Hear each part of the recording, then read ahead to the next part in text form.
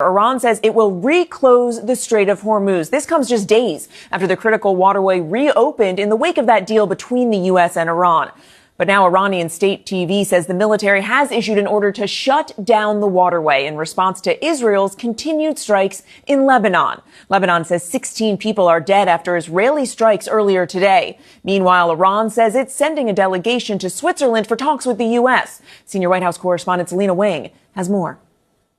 Well, Mary, that deal with Iran was signed just days ago, and it's already being tested. At the 11th hour, the White House putting pause on plans for Vice President J.D. Vance to travel to Switzerland for the next round of talks. That's for the crucial next phase to determine the future of Iran's nuclear program. A U.S. official now tells us that Special Envoy Steve Witkoff is headed to Switzerland, where Jared Kushner is expected to join him, but the timing for talks is still unclear. Iran had delayed, saying there would be no meeting because Israel was still trading attacks with Hezbollah in Lebanon.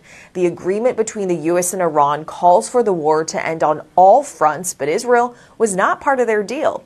A U.S. official said yesterday that Israel and Lebanon have agreed to a ceasefire, but as of this morning, Lebanese media is reporting that at least 16 people were killed in Israeli airstrikes and drone attacks in Lebanon today. What this shows is that the conflict with Lebanon has the potential to derail the future of this U.S.-Iran deal. It comes as even some Republican members of Congress are openly criticizing this deal, saying it's a win for Iran because even though Iran has made no new nuclear commitments, even though these talks are stalled, the country is already getting the economic benefits. For the first time in decades, Iran can now freely sell its oil on the global market, Mary.